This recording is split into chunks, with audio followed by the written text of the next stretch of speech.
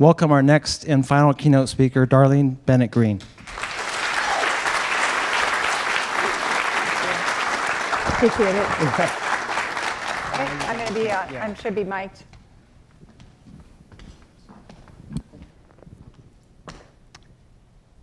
It was my first day on station. I was camped in the middle of hostile desert territory, surrounded by the enemy. The threat was loud and booming. The team I had just inherited looked like zombies, miserable and exhausted. It was clear they'd been disconnected and had no communication.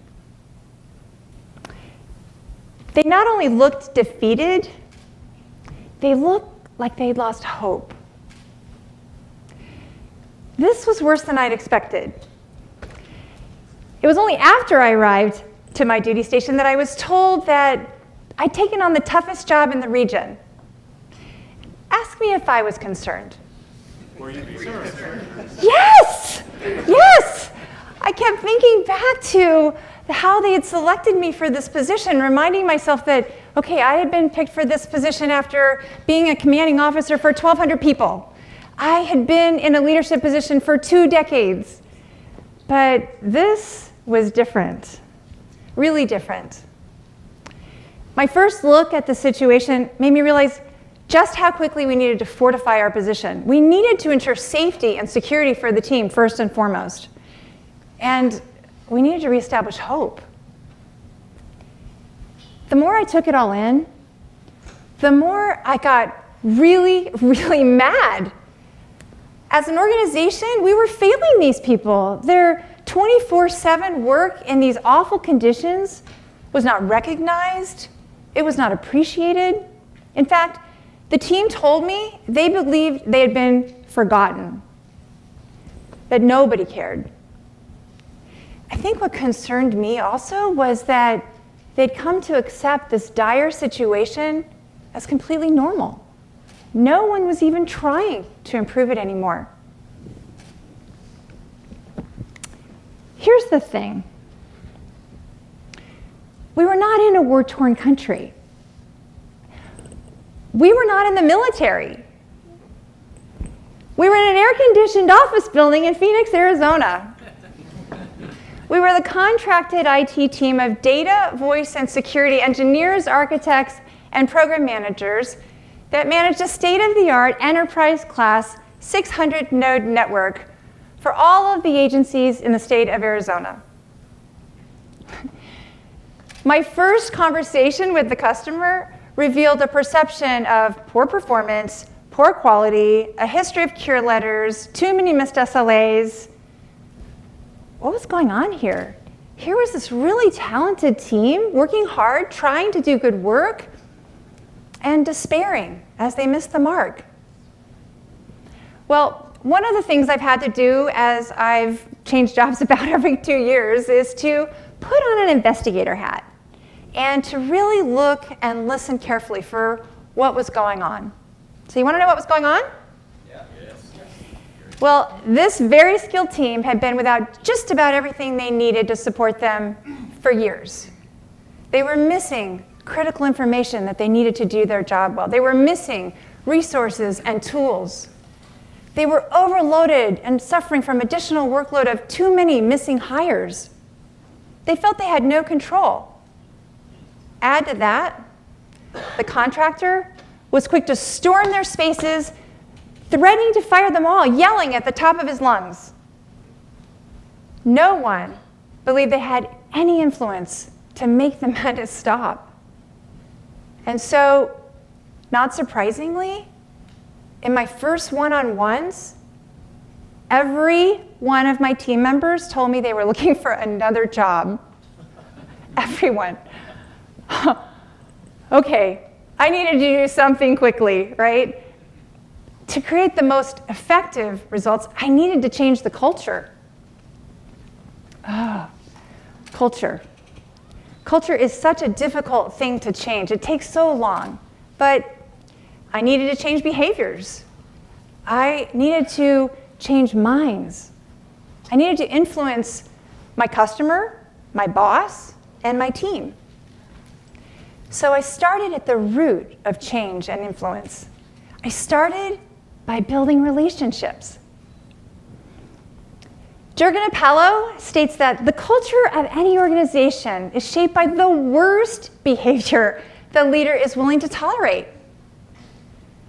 And so guess what? In that first week on the job, I found myself sitting with my customer, my primary contractor, and saying, yeah, you cannot yell at my team. No, you cannot walk in and storm in and threaten to fire them. Yell at me if you need to, behind closed doors, please, but please don't ever yell at my team again. I said no to out-of-scope work requests without additional pay. I actually had to negotiate to get paid for work that we'd already done. And of course, I was the bearer of bad news for the inevitable technology hiccups that occur. I managed to navigate these challenges solely because I had developed enough of a relationship to influence. I also provided my team with the things that they needed: the care, recognition, growth opportunity, purpose, and resources so that they could re-engage and find joy again at work and be successful. Within 6 months, our customer was lavishing our team with performance and quality awards and giving us new business opportunities, which dramatically improved profitability. But you know what the best outcome was? Not a single one of my teammates left. And when I left, they asked if they could follow me. I'm Darlene Greene. I'm experienced and really passionate about leadership, communications, teaming, and personal optimization, all of which are modules in tomorrow's workshop. I love helping people create positive change in their life, both at work and at home. You'll often find me reading or listening to podcasts or attending classes or conferences on all of the various factors that impact our ability to influence. Whether that's behavioral economics and positive psychology, or nutrition and wellness. I am a retired Navy commander who was humbled to have 3 commanding officer tours. I'm the former dean of what's been named as the top leadership high school in the country, a private college preparatory boarding school. And I'm currently a consultant, which I was pulled into not too long ago when a friend of mine that I worked with when I was a vice president in IT at McAfee and his chief technology officer invited me to become a part of their team at their health tech startup to dramatically improve communications, to establish a leadership program, to create an intentional, aligned culture out of the quilted patchwork that they had, and to address employee engagement feedback. I'm honored and delighted to be here with you today because I want to perpetuate the momentum that's growing in technology. I don't want you to miss the train. And I want to catapult your success at work and your quality of life by helping you more effectively influence. Every day, you have an opportunity to improve the quality of work and quality of life of you and those around you. You have an opinion that matters. However, there's a problem. The world is changing so fast that you may find yourself already substantially burdened just trying to keep your technology skills current. As a result, you may decide that you only have time to hone your technology craft and that you don't have time to learn and practice critical influencing skills. I believe that would be a mistake of magnificent proportion that would not only limit your impact, but limit your opportunity. How many of you would like to learn to better influence, right? Because learning to influence can help you leverage your technology skills. I'm going to walk through some of the various factors that can help you become a more influential force. Because the benefits are very clear. You can immediately begin making a bigger difference. You can improve quality, reduce frustration, increase your team's efficiency and effectiveness. You can increase alignment and be a spark of positivity to help create a culture in which people not only feel but are valued and optimized. Sound good? All right. I've been using the word influence. It's easier for us to imagine influencing people or situations. What I really mean is leadership. John Maxwell says that leadership is influence, nothing more, nothing less. Sometimes we think of leadership as this superpower that's reserved for those high-up executives in the organization. Or we think of it as this magical set of charismatic skills that are only gifted to this certain fortunate few at birth. It's not. Think of it instead as a mindset of values and a series of skills that you can learn. We know that not all managers are leaders, right? Right. I would submit to you, managers need to be leaders. But we also know that there are so many more leaders that are not titled managers. Leadership experts for decades are in firm agreement that you can lead from wherever you are in the organization. In fact, Kouzes and Posner say in the Leadership Challenge that it's our collective task to liberate the leader in each and every one of us. Remember what Peter Curry said?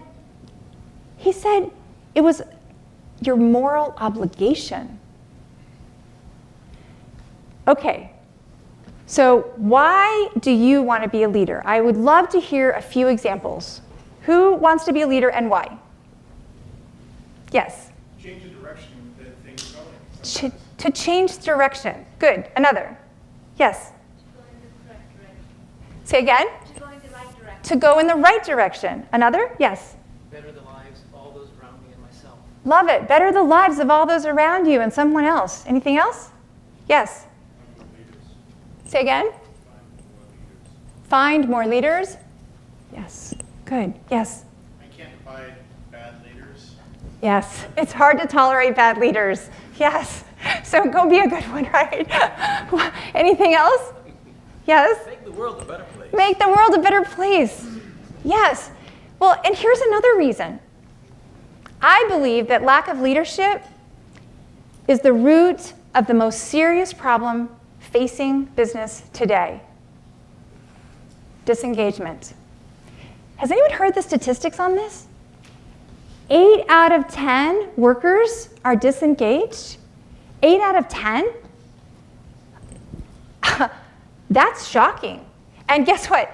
The actively disengaged people, they're not just unhappy. They actually intentionally go and undermine the work of their coworkers. Wow. So we really do need to care about engagement. Disengagement leads to an impressive array of negative impacts across the entire organization, from retention of talent to customer service, from productivity and performance to profitability, from resilience to quality. We're here to improve quality. Engagement of our people improves quality. So, what helps our people stay engaged? Well, according to Harvard Business Review, here are the most impactful employee engagement drivers: recognition, understanding of how the job contributes, leadership updates and communication, understanding and alignment, training and development. What do you think? Do these ring true for you?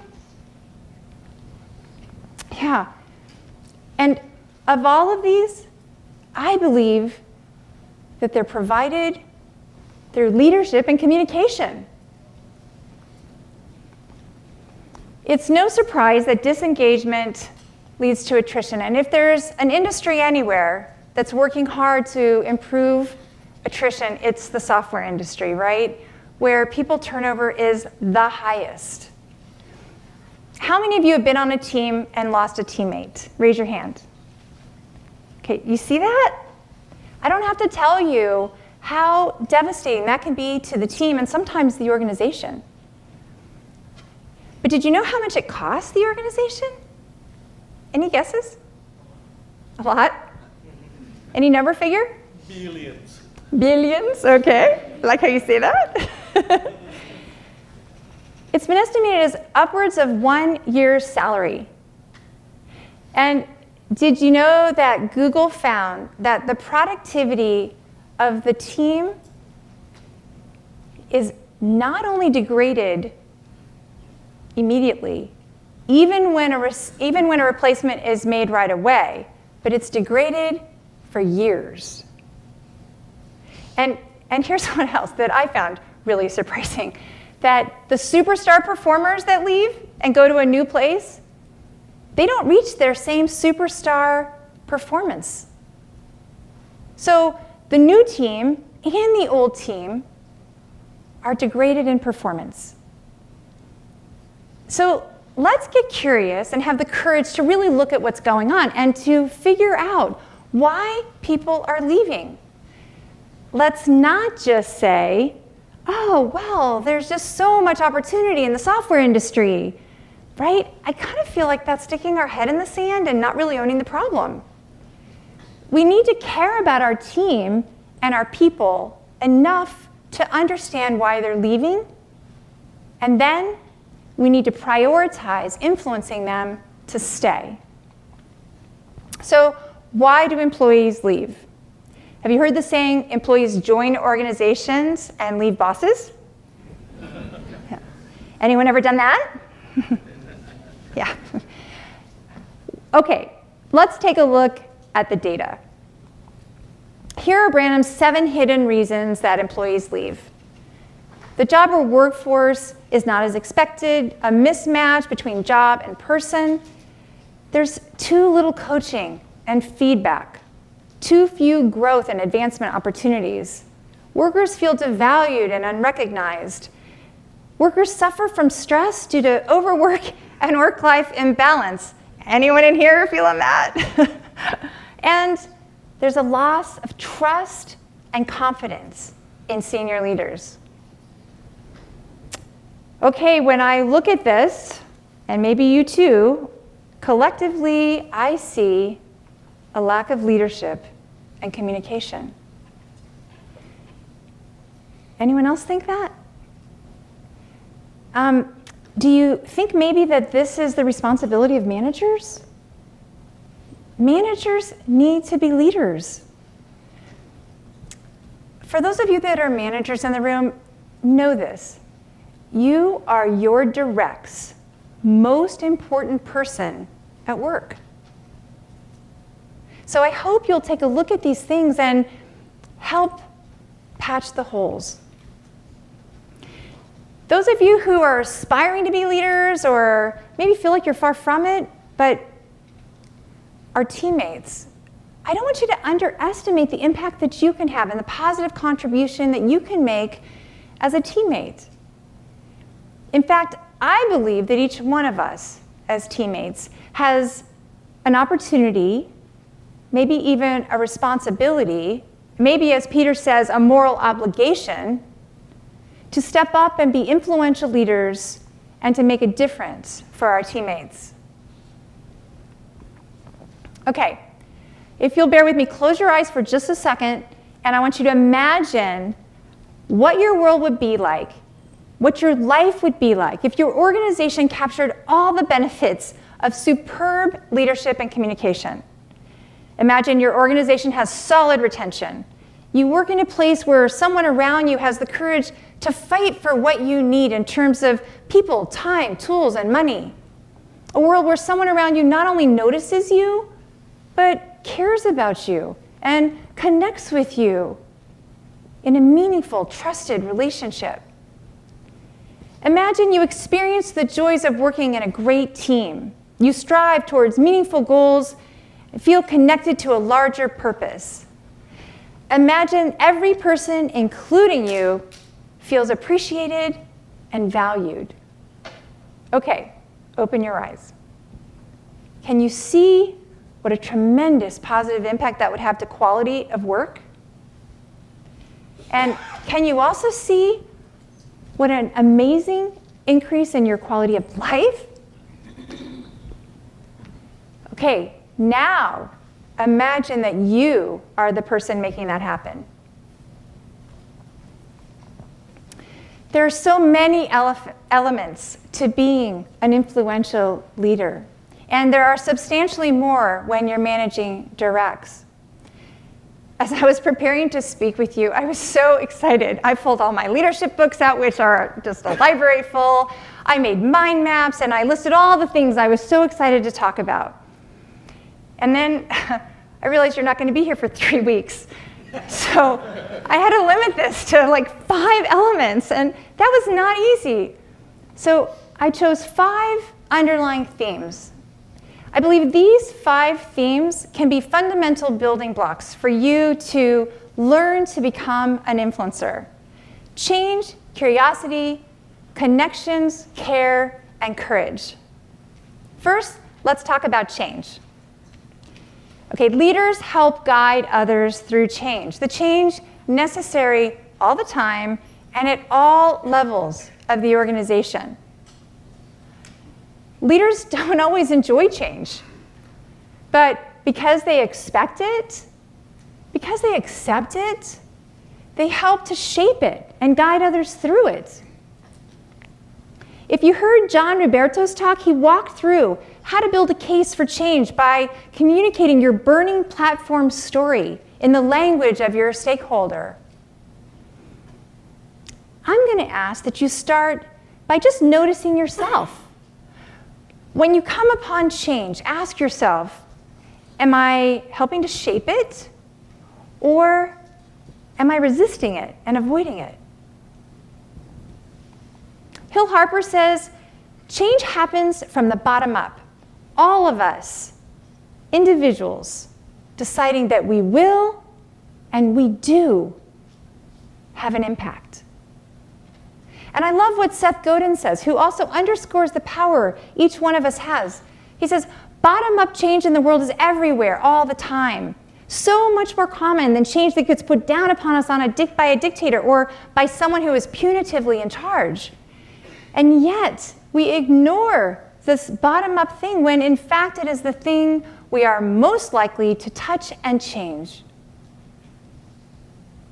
Technology is empowering that bottom-up change and dismantling the hierarchical, overbearing leader model. Don't you love that? We are all part of that. Dismantling the hierarchical, overbearing leader model, which creates the need and paves the way for the influential leader model. So, influential leaders need to successfully manage change. What else? The second element is curiosity. Now, curiosity, did you see that one coming? That's a little bit of a surprise, right? It's often a too often missed component of being an influential leader. To facilitate important relationships necessary to create trusted relationships for success, and to evolve, we need to think about changing our mindset into one of being an intentionally curious listener and not just about code. Sorry, intentionally curious, not just about code, but about people too. You all are very curious people, just not always about other people. So when we find ourselves tuning out and thinking of other things, which we all inevitably do, what we can do is to re-engage our focus and remain more present by just re-engaging our curiosity. We need to notice. And we know we already need to notice defects to improve quality, But I'm talking about noticing at a deeper level, about what other people really mean, and with more inquisitiveness about what other people really need. I'm also talking about noticing ourselves and how we are responding. Try to be curious and observe yourself almost like you're part of a lab experiment, where your emotions and your thoughts are just data points. Our emotions and our thoughts do not define us. In fact, the science is consistent and very persuasive that we make better decisions and we respond more effectively when we think of ourselves and observe our emotions in a third-person way, almost as though we're looking at ourselves from the ceiling or a helicopter. One of the most critical parts of noticing, however, is that we notice and be curious without judgment. Judgment is a barricade to any relationship that we're trying to foster. It results in an I'm better or you're better mindset, either of which is harmful to connecting people. But when we're curious, it is harder for us to be judgmental. This is one of the biggest reasons I've included this as a top 5 element. When we're curious, it is harder for us to be judgmental. So much of what we think we know about other people is wrong anyway. We make up stories in our head, right? We have our own emotions and triggers. We make wrong assumptions. We take things personally. For these reasons and so many more, we work to be curious and remove judgment. Okay, so influential leaders manage change and are curious without judgment. The third element the influential leader needs to master is to establish connections. Our most successful moments of influence come from the strong connections we make through relationships. And of all the elements we'll discuss today, we'll spend the most time on this one, not because it's more important, but because we have so much opportunity to make changes to improve it. Okay, so what's the best way to build a relationship? One-on-ones. One-on-ones are called the single most important action to building relationships because they offer a platform that enables that deeper communication. One-on-ones help you establish trust. Paul Meyer and a lot of experts have said something similar to this. Communication, the human connection, is the key to personal and career success. And here's what I've found. While it's true that building a relationship is fundamental to ensuring effective communications, it's also true that effective communications are fundamental to building relationships. So let's talk about communications. We know that they're important. We know that they're hard. And we know we don't do them very well, right? Think of how frequently throughout this conference we've heard people say communicate, communicate, communicate. How do the most influential leaders that you've seen communicate? They communicate up, down, sideways, everywhere, effectively, and often. How could you increase your formal and informal communication? How could you create opportunities to meet with people privately or publicly, whether it's for a coffee or a lunch? What if you were to make it a weekly and eventually a daily challenge to consider what content you need to push and pull, and with whom? think proactively rather than reactively. Dave Shanley talked about the awesome tool that is sort of like an internal net promoter score that he and his team at Notion have developed to uncover how people are really feeling about the preparation of stories, the productivity and communication of the team during the sprint, their confidence of the code. And he kept repeating the point that the anonymous responses are conversation starters. We think we've communicated when we've spoken or written. But until the recipient has processed the information, we really haven't. George Bernard Shaw says, the single biggest problem in communication is the illusion that it's taken place. To establish connections, we communicate. Communication is a two-way street though, right? What's the other half of that communication? Do you remember the person who asked the question, maybe you're even here when Peter was talking in his Q&A? They said, what about listening? To powerfully connect, evolve your mindset into one of being an intentionally curious listener. Listening is so fundamental to connecting. It's a pillar of being an influential leader. Whether it's listening to your teammates, your boss, your customer, even your family member, listening seems like it should be so simple, and yet to do it right is supremely difficult. Goulston, in his book, Just Listen, offers some key core rules to listening that have been helpful for me and many others. 1, get emotions under control quickly. 2, make the other person feel felt. 3, be more interested than interesting. 4, rewire yourself to listen. And 5, make people feel valuable. Let me share with you an experience of mine that underscores how impactful masterful listening can be. There's a moment that has been branded into my heart. It's a poignant memory that has inspired me to behave differently. It was 1987. I was a brand new ensign in the Navy and the most junior officer in my very first command. I was in my commanding officer's office, and I was not just a little bit nervous. And then he did something that surprised me.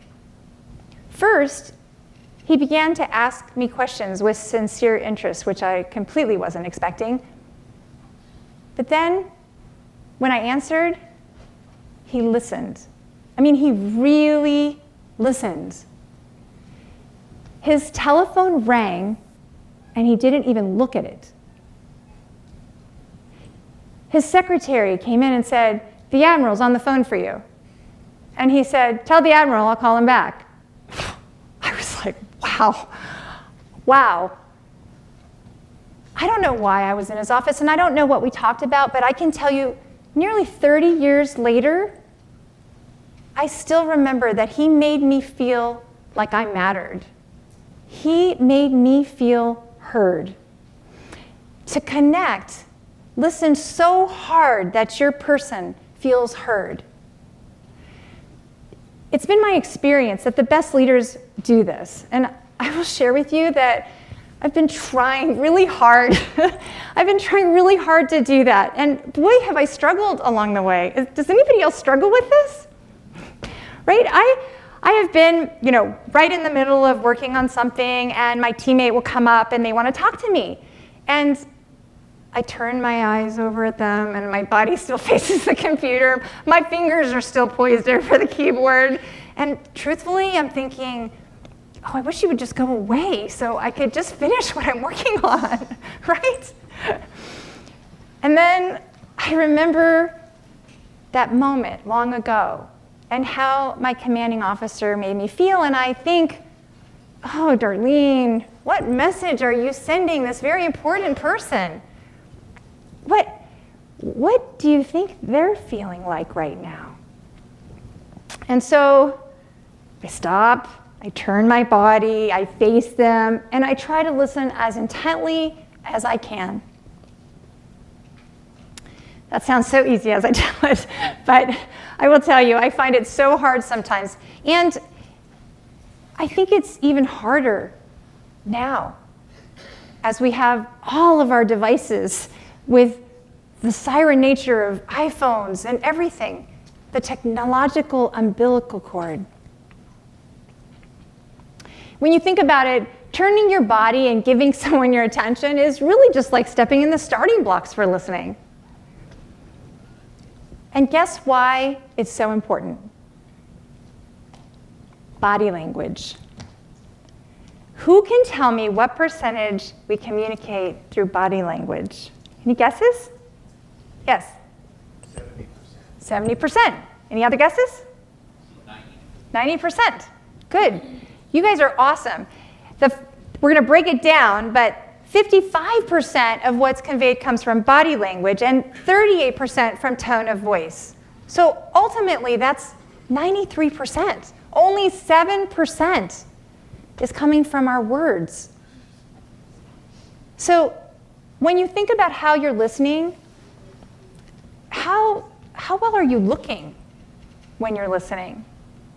And then when you think about that, I guess I would ask, have you ever wondered to think about what your body language is saying? This is why we need to evolve ourselves into a leadership mindset, into one which we are intentionally curious listeners. If we're intentionally curious, then we don't have to worry about all the hidden clues our bodies might be sending. And we don't have to pay attention to that. And if you think about it, if you've stopped and you're paying attention to what is my body saying, you've completely stopped paying attention to the person you're supposed to be listening to.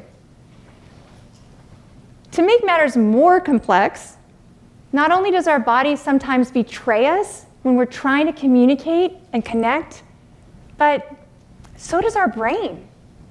Because unlike computers, we don't communicate prefrontal cortex to prefrontal cortex like sometimes we think we do. In fact, the science is clear that most of the decisions that we think were made consciously were actually made from our animal, old, instinctive brain. Are you aware of this? It's really quite amazing.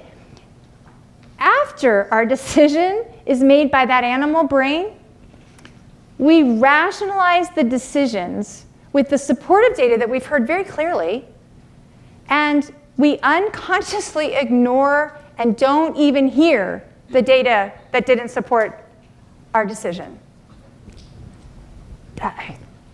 That's kind of scary, right? We communicate more powerfully from reptile brain to reptile brain.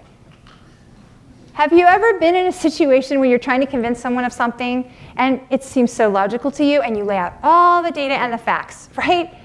And you're thinking, why aren't they getting this? And they're arguing with you and they don't even make sense. And all the data is right there. This may be why. Because sometimes all the data, all the facts, and our great arguments won't make a bit of difference if their reptile brain has already decided they don't trust you. This is why establishing relationships and connections matter so much in being an influential force. Okay, since we're not always aware of how we're coming across when we're trying to connect and communicate, it's essential that we seek, accept, and change as a result of feedback. We will inevitably do things that have unintended consequences.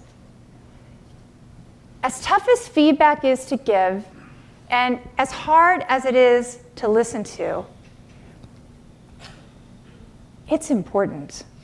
Do you remember how it was identified as a core need for engagement and retention? Okay, well, let's talk about how important it really is. What would you guess the percentage is to complete this Gallup finding? Managers giving little or no feedback and fail to engage, what percent of their directs? 95. Good. What else? 100. Wow. You're a tough crowd. I guess that means all of you are giving great feedback, right? Because the answer is 98%. And obviously you're not shocked by that, but I was blown away by that. I thought that is unbelievable.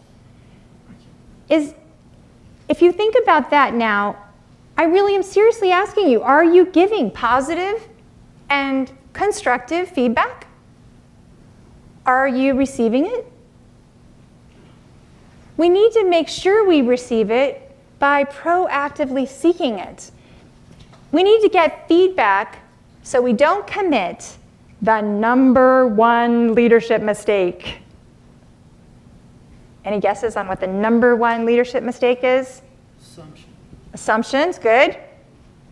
Anything else? Friends on Facebook with your employees. Being friends on Facebook with your employees. You know, that may be true now, actually. It's leadership. Leaders stop listening. The #1 mistake, leaders stop listening. They actually surround themselves with people who massage their egos. Okay, well, here's a true story of a pivotal moment of feedback between two peers, another vice president, and me. As a point of background, I have a habit of asking my peers, my directs, and my boss 2 questions weekly, regularly. The first is, am I focused on the things that you think I need to be focused on? And the second is there anything I could be doing better? Well, one day, after I'd asked these 2 questions of this VP, as often happens when you keep asking these questions, he asked me back, well, is there anything I could be doing better? Shoot, why was I not expecting that? I should have been. But you see, his demeaning behavior, his loud demeaning behavior, was seriously degrading our team's performance. But I was kind of nervous about giving him feedback.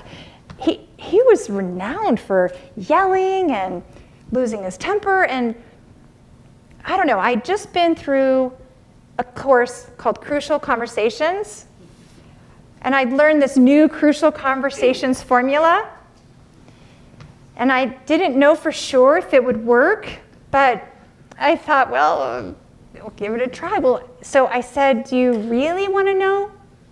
Yes. I'm like he's going to say no. No, I really don't want to know. So gently, slowly, I began.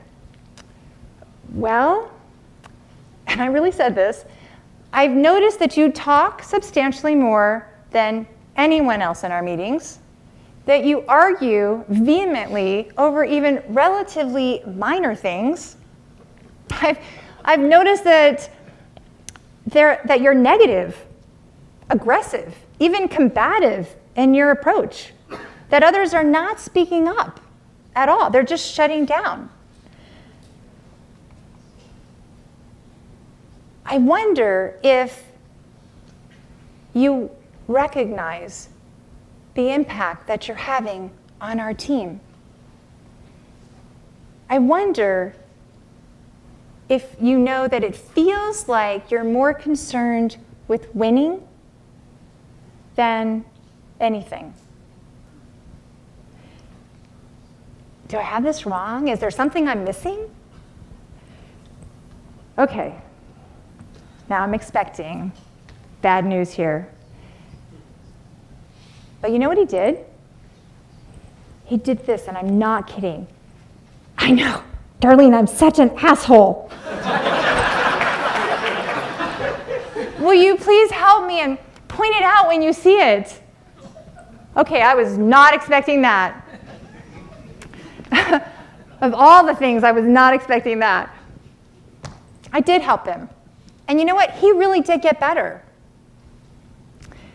And there was a surprising benefit, and that was that crucial conversation brought us closer. It actually created a stronger relationship for us because it made us allies. Without question, crucial conversations take having a relationship before you try one. And no doubt they're challenging. But if I can teach high school students how to do these, you can learn these too. And we'll practice them in the workshop. All right, we've talked about connecting through relationships, one-on-ones, communication. We've talked about becoming intentionally curious listeners. We've talked about listening without judgment, being aware of body language. And we've talked about feedback and crucial conversations. But there is one other connection that is really important. It's the connection to our organization's values, purpose, vision, and strategy. It helps us to answer the question, who are we? Why are we doing this? In fact, Eric Thompson spoke of this in his discussion on engineering motivation, referencing Dan Pink's work in the Great Brook Drive, the need for autonomy, mastery, and purpose. Also, Dr. Pat McQuaid and Dr. Ying Ki Kwan pointed out in their talk that you will be far more likely to get a project supported if it is tied to the organization's goals. We often underestimate how much we as human beings need to understand how the work we do contributes to the overall organization strategy, which means that we need to understand the corporate strategy. And that means we need to have had it communicated to us repeatedly and in lots of different ways. Do you remember noticing how many of these were connected to the corporate goals and strategy? Take a look. 8 out of 9 demonstrate the desire for alignment with and connection to company-wide goals and strategies. Why is this so important? Well, as Simon Sinek says, people don't buy what you do, they buy why you do it. And that's true inside and outside an organization, for products and ideas. Look at the benefits that occur when people understand the organization's vision. Greater job satisfaction, more resilience, loyalty, commitment, motivation, more successful. And guess how organizations with aligned values perform relative to others? They outperform them by a huge margin. Revenue grew more than 4 times faster, and profit performance was 750% higher. Wow. The final connection is one that you're all familiar with and have likely experienced challenges with as well. It's connecting individuals into a synergistic, highly functioning team. In Linda Wilkerson's talk, Better Together, she pointed out that the most successful teams collaborate. She offered structured brainstorming approaches to help that. Well, what else can we do? Is anyone familiar with the recent Google study called Project Aristotle? They wanted to isolate the factors that would most clearly reflect what makes the most effective, innovative, and productive teams. And they believed it would be the one comprised of the superstars. Makes sense. But it wasn't. In fact, on the best teams, each member by the end of the day had roughly the same amount of talk time. Team members were skilled at gauging people's feelings based on tone, expression, and nonverbal cues. They were skilled at reading people.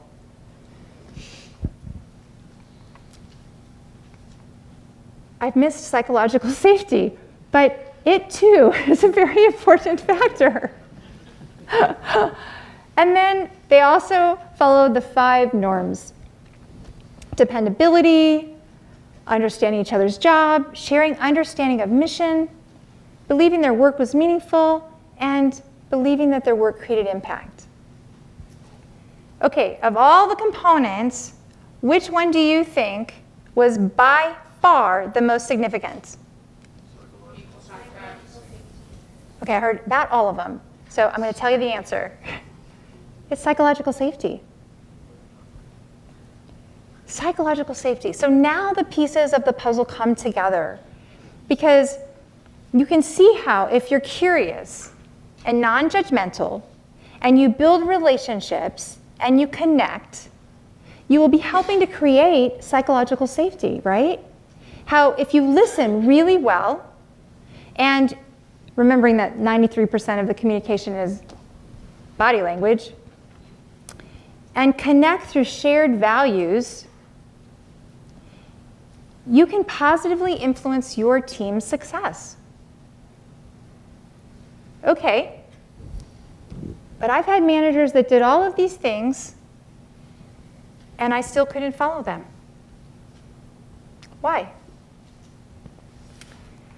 Because they didn't care. They didn't care about other people. They didn't necessarily care about the organization. In fact, all it appeared they cared about was themselves. And it felt like everything they did was self-serving, intended to make them look good. Have you ever worked for a manager like that? Yeah, that is so not fun. Leadership is about serving others, about shifting the focus away from what's in it for me to how can I serve you?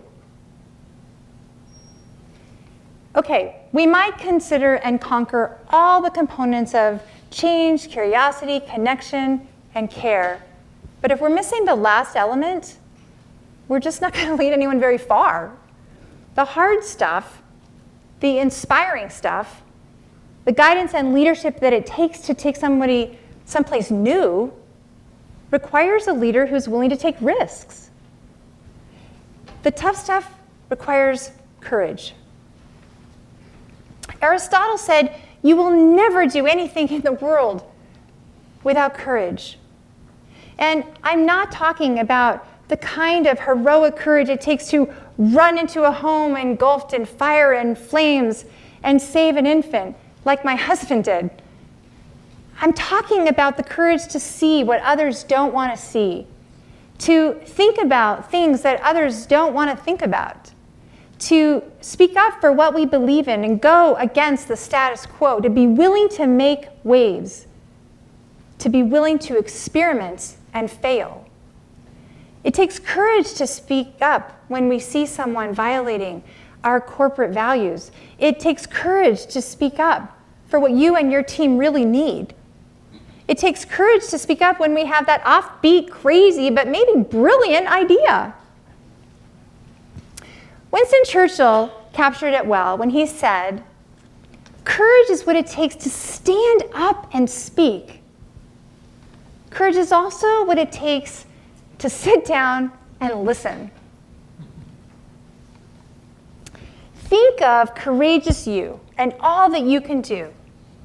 You have the courage to rise above being a quality tester, developer, designer, or program manager to becoming not only a quality leader, but a quality leader.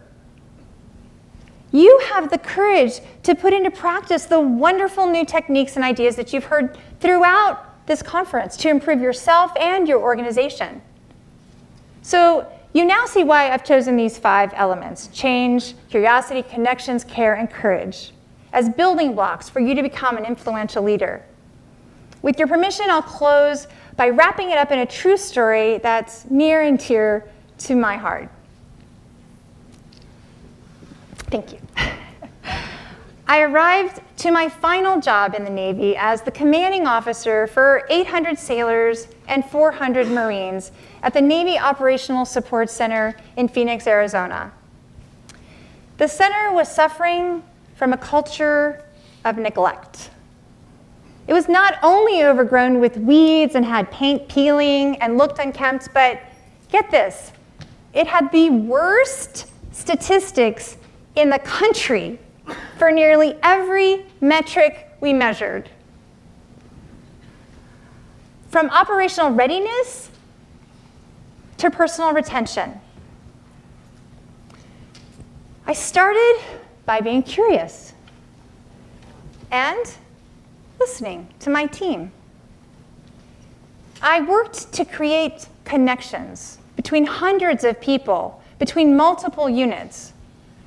I ensured my team was involved in the creation of a new vision for our center, a single target that we all owned and committed to together. Our vision? Well, we all decided that we wanted to be the best reserve center with the highest readiness metrics in the country. We wanted our reservists to have the highest physical, medical, administrative, and operational readiness to deploy to war. Please understand that readiness matters because readiness saves lives. I rallied all of my senior leaders and I asked them to be change agents. I asked them to be influencers. I asked them to really be leaders, to help us succeed. We built relationships and we became a stronger team, aligned toward and motivated by our purpose and our vision. Well, guess what? We hit our goal of best statistics in the Navy within 1 year.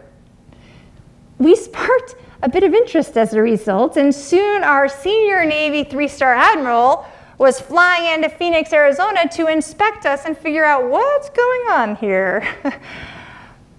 He left raving about our team and telling us that we had the best reserve center in the country. We were so proud. This was the very essence of success for our reserve center. There was just one problem.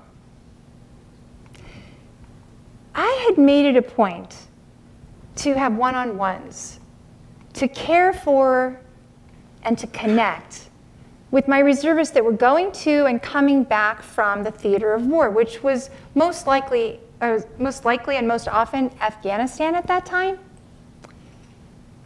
As I was listening carefully, with intentional curiosity and without judgment, to those that had returned, I noticed that something was very wrong.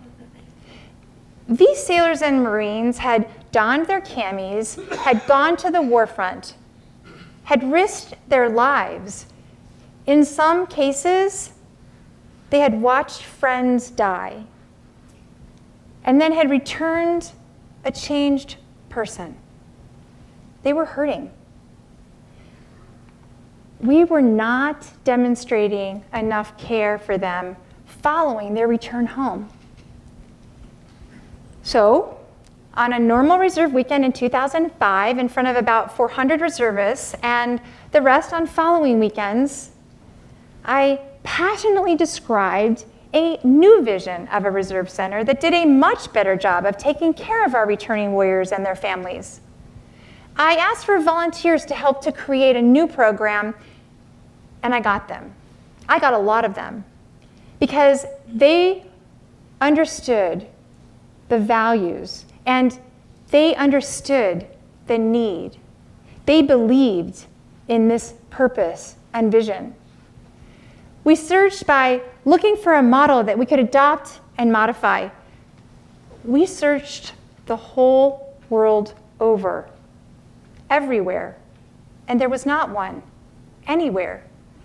Because unlike in the past, many of our team members were deploying as individuals, not as units. When they came home alone. There was no ticker tape parade.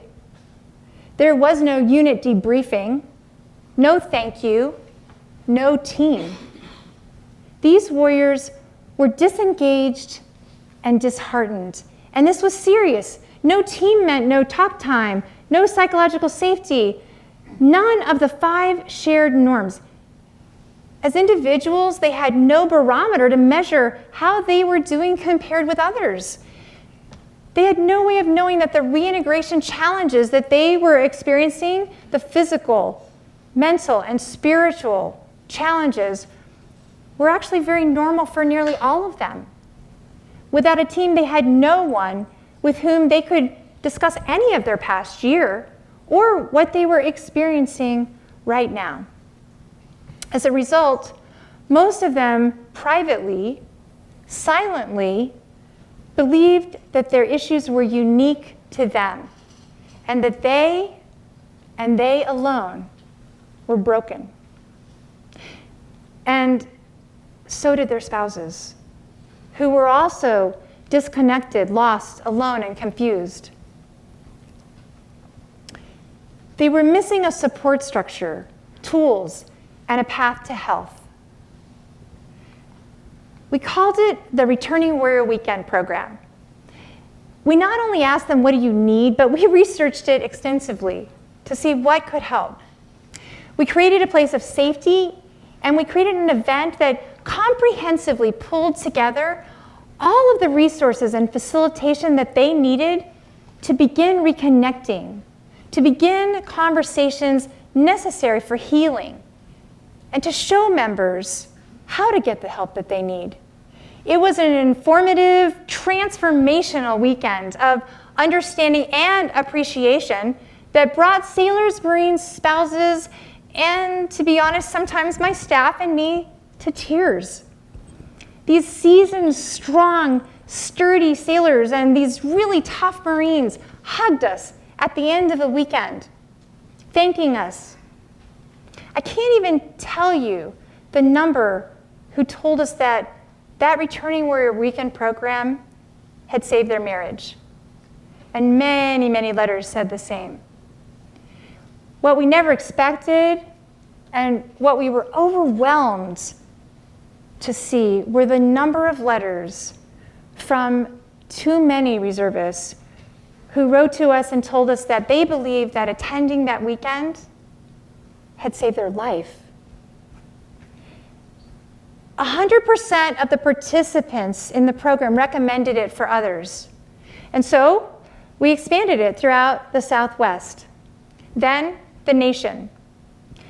Within just a few years of its development, our Returning Warrior Weekend program was listed as one of the Chief of Naval Operations' top 5 priorities. And the Department of Defense actually earmarked and preserved special money as it continued to expand.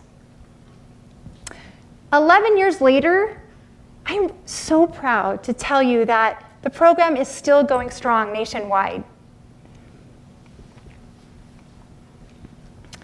I may never do work that is that intrinsically rewarding again, or find myself as a change agent for a greater purpose. I'm amazed when I think about how it all started with a one-on-one. It started by being curious enough to listen and notice how my teammates were really doing, by caring and connecting, and by having the courage and willingness to see and admit that we were really failing, even when every metric and a 3-star admiral said the opposite. I truly hope you never find yourself in the middle of hostile territory or as a part of a team that no one cares about, in Arizona or Afghanistan or anywhere. But if you do, I believe that you will be the change agent your team needs, that you will demonstrate the curiosity, the connections, the care, and the courage needed to make a difference. Leadership is, I believe, the most rewarding skill that you will ever learn, and it will serve you in every facet of your life. Consider this. The best ideas are not born from the top, but are seen as a solution to a problem that may only be visible to you. Prioritize your learning and practice of influential leadership skills. Embrace change. Be curious, connect, and care. And demonstrate courage, because you were put in this world to make a difference. And I'm truly excited to see what that is. Thank you.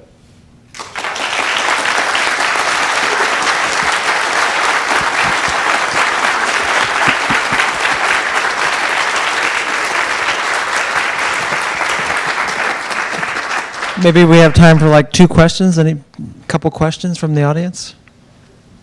No? Maybe you're too interested in pizza and beer. Yeah, okay. Well, Thanks again, Darlene. There's two. You want? Oh, you do have questions? Okay. It's kind of hard for me to. So can I quote, excuse me? Can I quote you that anyone who disagrees with me is a snake? No comment. Did you?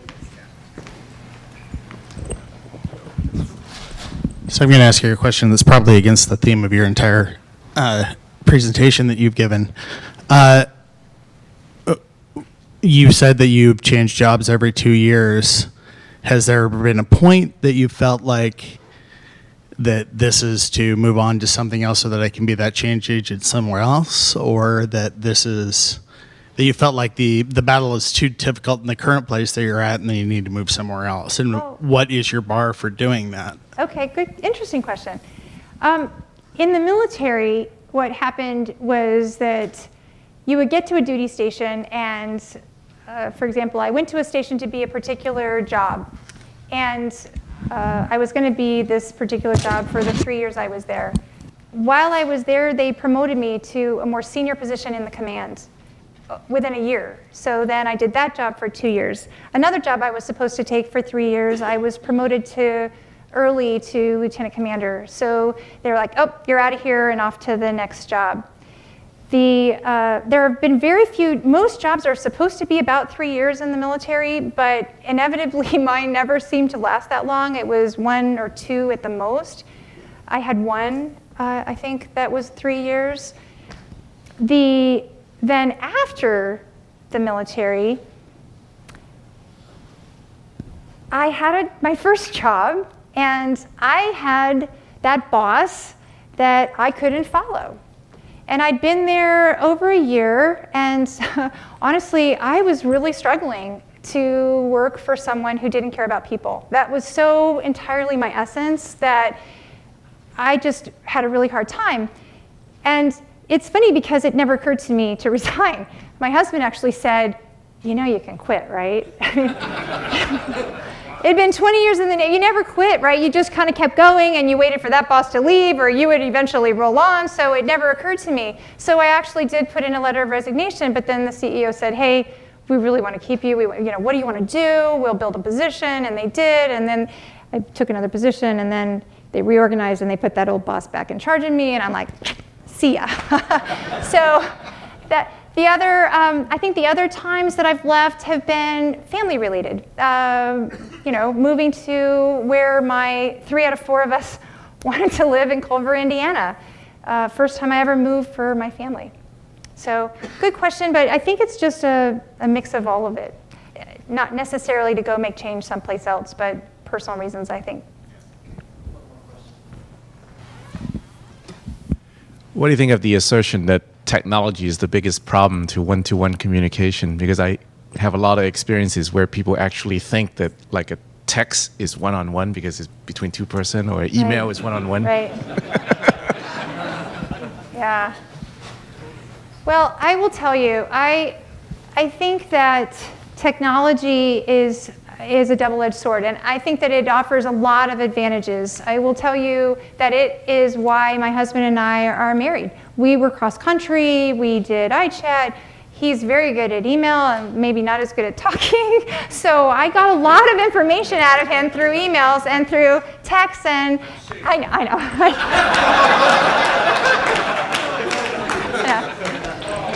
I know. Your first request for a date was on an email, so, come on. But my point is that there are people who really do communicate. They need to sit down and pause, and they can do it, and there's a place for that. And even texting, there's a place for that. But my concern is that we're not learning when it's appropriate and when it's not. We have a rule in my family that within 5 minutes of meeting each other, like picking my daughters up or whenever we're reconnecting for the first time, there are no phones in sight. There will be no texting, so I think we have to put limits on it. I think one-on-ones need to be in where you see each other, either Skype or in person if possible, because of the body language situation. I think anything negative needs to be, voice, whether it's on a phone or in person. I don't think texting is the place to argue. I don't think email is the place to argue. So I think that we just need to do a better job learning how to manage the technology, and I am honestly a little concerned about how our kids are growing up and maybe not learning that connection part with the face-to-face. Okay, thanks, Darlene. Let's give another I'll be hand for around if you need Darlene. more questions. Thank you.